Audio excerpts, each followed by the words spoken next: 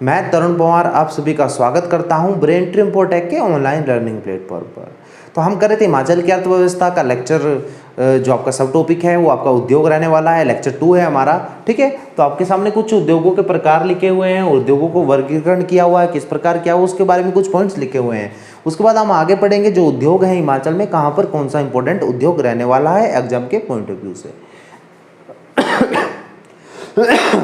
तो सबसे पहले बात कर लेते हैं हिमाचल में उद्योगों के प्रकार, ठीक है। हिमाचल में 4 उद्योगों के प्रकार हैं। एक आपका वनों पर आधारित है, बागवानी पर आधारित है, खनिजों पर आधारित है और एक आपका कृषि पर आधारित है, ठीक है। वनों पर आधारित उद्योग देखिए, ऐसे उद्योग जो हमारे डायरेक्ट, जिनसे हम पेड़ पौधों से लकड़ी प्राप्त करते हैं या उनसे कुछ ऐसी चीज़ें प्राप्त करते हैं जिनसे हमारे उद्योग चले हुए हैं, ठीक है। हिमाचल में वो काफ़ी सारे वन हैं, तो यहाँ से आपका फर्नीचर के काफ़ी सारे आपको उद्योग देखने को मिल जाएंगे, ठीक है, जो लकड़ी का सामान इत्यादि बनाते हैं, ठीक है। वनों से हमें बिरोजा मिलता है, ठीक है। उसके लिए हिमाचल में 2 प्लांट लगाए गए हैं, उनसे हम तारपीन का तेल निकालते हैं, ठीक है। तो ऐसे उद्योग हमारे वनों पर आधारित है जिनसे हमें वनों का यूज़ कर कर अपने उद्योगों को चला रहे हैं। उसके बाद बागवानी है, हिमाचल बागवानी स्टेट है, ठीक है। बागवानी में जितने भी आपके फल फ्रूट रहते हैं, ठीक है, उनकी खेती की जाती है। तो जो बागवानी में आप देखेंगे तो यहाँ पर आप लोग जो सेब हैं उनको पैकिंग करने के लिए आपको जो आपके गत्ते के डिब्बे होते हैं उनकी ज़रूरत पड़ती है, ठीक है। तो उनके लिए भी हिमाचल में काफ़ी सारे प्रोजेक्ट लगाए हुए हैं, ठीक है। तो उन बागवानी पर भी हमारे कुछ जो उद्योग हैं वो आधारित है, ठीक है। खनिजों पर हिमाचल में खनिजों का भंडार है, बहुत सारे खनिज अलग अलग जगह पर आपको देखने को मिलेंगे।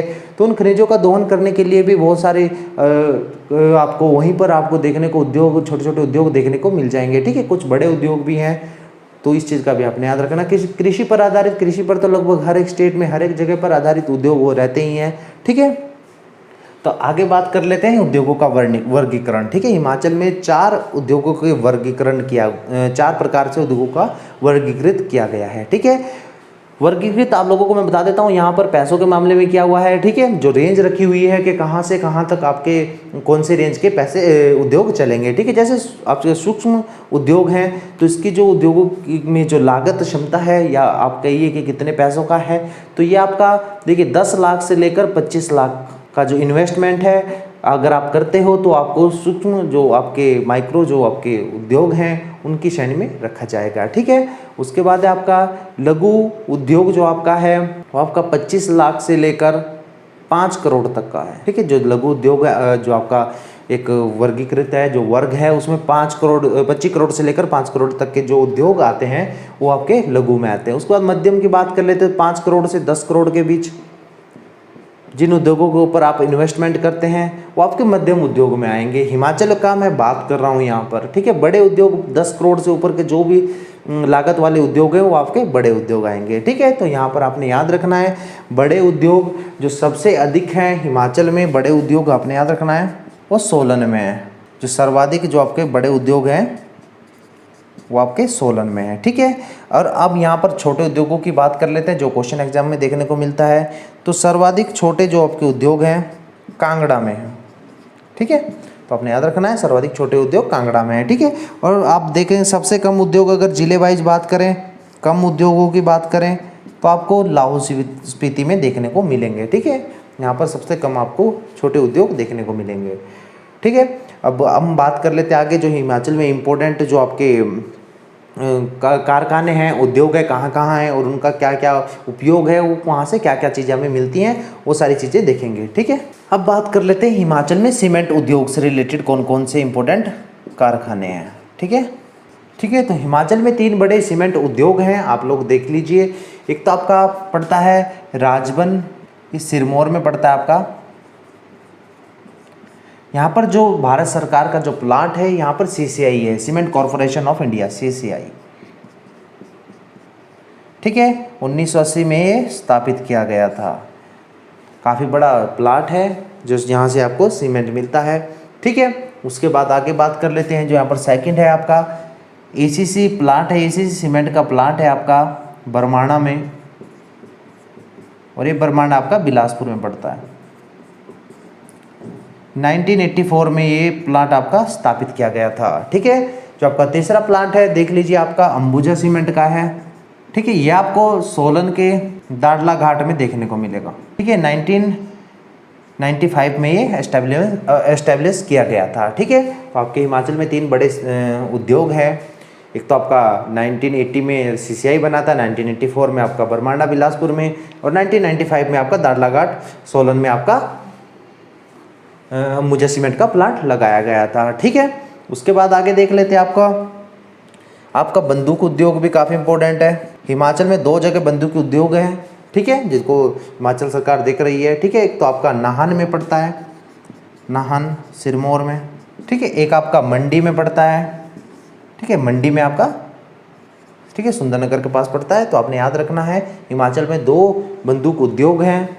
ठीक है, आपका उसके बाद काफ़ी इंपॉर्टेंट जो रहने वाला है वो है बिरोजा जो उद्योग है।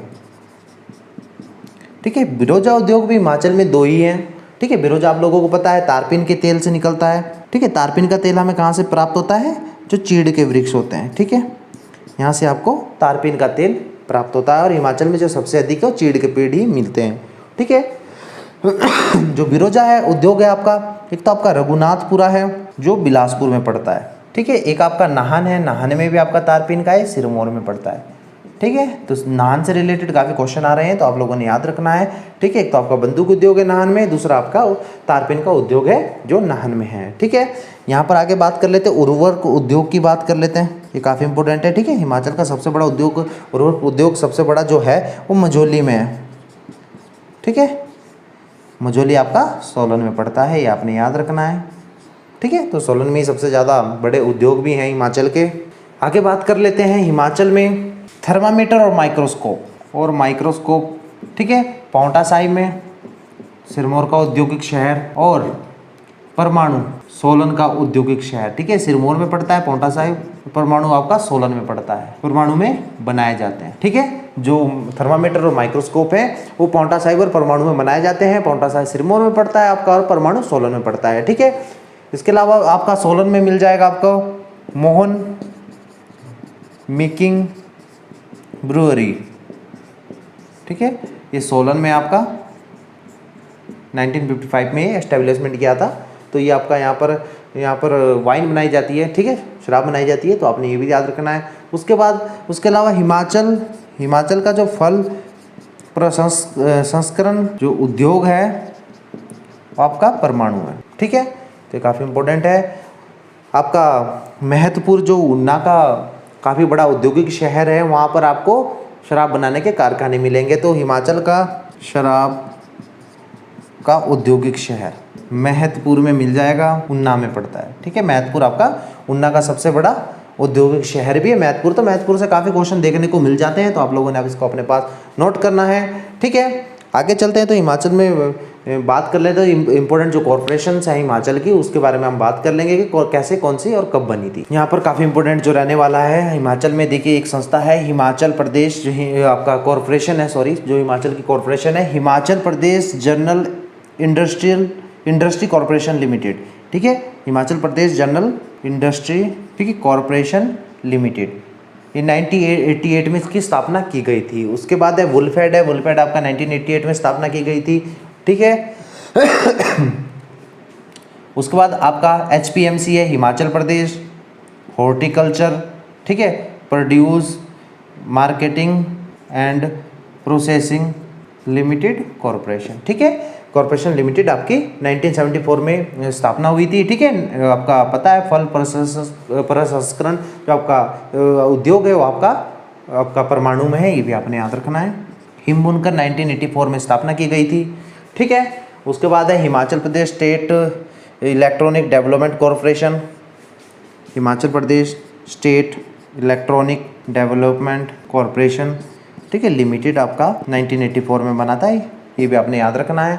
ठीक है, अब यहाँ पर देख लेते हैं। देखिए चट्टानी नमक के लिए काफ़ी फेमस है हिमाचल में। ठीक है, गुम्मा और द्रंग, यहाँ पर चट्टानी नमक मिलता है, चट्टानी नमक के लिए काफ़ी फेमस है। ठीक है, मंडी में है। यहाँ से क्वेश्चन काफ़ी बार एग्जाम में देखने को मिलते हैं कि हिमाचल के किस स्थान पर आपको चट्टानी नमक वाली चट्टानें देखने को मिल जाएंगी। ठीक है, उसके बाद देख लीजिए आपका खनियारा पड़ता है, खनियारा ये कांगड़ा में है। यहाँ पर आपको स्लेट के पत्थर काफ़ी ज़्यादा मिलेंगे। ठीक है, स्लेट के लिए काफ़ी फेमस है। तो स्लेट के जो पत्थर हैं, ठीक है, बड़े बड़े टुकड़े होते हैं, उनको आपको खनियारा कांगड़ा में देखने को मिल जाएंगे। ठीक है, तो आप लोग देख लीजिए। Himachal Pradesh general industry corporation limited 1988, वुल्फेड 1988, हिमाचल प्रदेश मार्केटिंग और जो आपका प्रोसेसिंग यूनिट है 1974, हिमाचल प्रदेश बुनकर 1984 और HPSEDC 1984 में स्थापना की गई थी। ठीक है, इसका स्क्रीनशॉट ले लीजिए, यहाँ से क्वेश्चन एग्जाम को देखने में आपको मिल जाएंगे।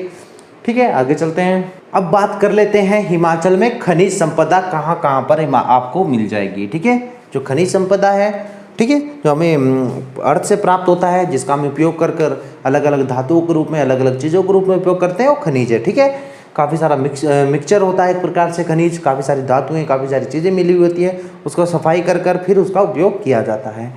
तो अब बात कर लेते हैं खनिज संपदा की कि कहाँ पर कौन सा खनिज मिलता है। ठीक है, सबसे पहले बात कर लेते हैं सिलिका की। ठीक है, बालू के साथ मिलता है, रेत के साथ होता है सिलिका।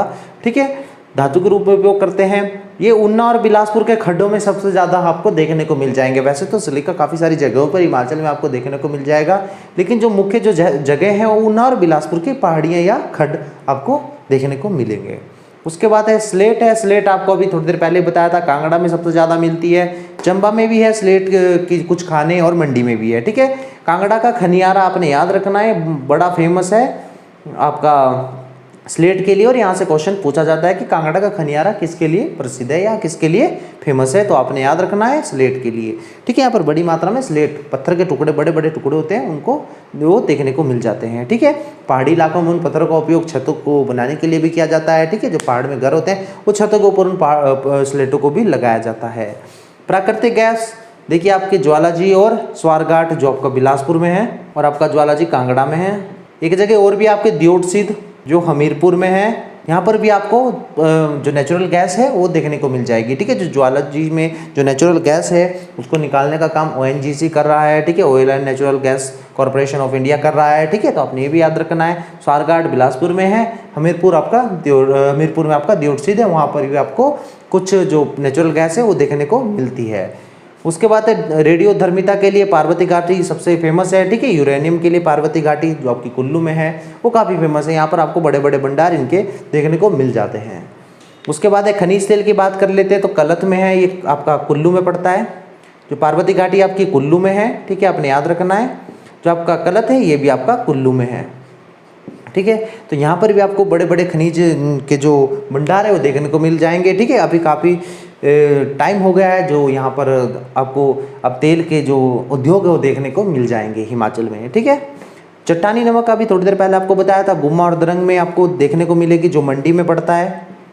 ठीक है, इन चट्टानों को सबसे पहले 1841 में की गई थी। ठीक है, 1841 ईस्वी में आपका चट्टानी जो नमक है गुम्मा और दरंग में इनकी खोज की गई थी। ठीक है, अभी भारत सरकार आपको चट्टानी और गुम्मा दरंग की जो खाने उनको देख रही है। ठीक है, भारत सरकार के अंडर है, मंडी में है। जिप्सम की बात कर लेते हैं। जिप्सम काफ़ी जगह हिमाचल में आपको देखने को मिल जाएगा, जैसे सिरमौर है, कांगड़ा है, सोलन है, किन्नौर है। ठीक है, तो अगर सबसे अधिक की बात करें तो आपको सिरमौर में जिप्सम देखने को मिलेगा। यहाँ पर बड़ी बड़ी खाने हैं आपकी जिप्सम की, तो सिरमौर में आपको देखने को मिल जाएगा। ठीक है, पोंटा क्षेत्र में पड़ती हैं। उसके बाद कांगड़ा है, सोलन है, किन्नौर है। ठीक है, तो आपने ये भी याद रखना है, सोलन का जैसे कुठार है वहाँ पर भी आपको जिप्सम देखने को मिल जाएगा। ठीक है, इस ओर चलते हैं। अब देखिए यहाँ पर चूने का पत्थर की बात कर लेते हैं। जिप्सम की कुछ और बात है और चूने के पत्थर की बात अलग कर लेते हैं। ठीक है, जैसे चूने का पत्थर आपका जिप्सम आपको यहाँ पर आपका जो पोंटा घाटी है उस तरफ आपको देखने को मिल जाएगी।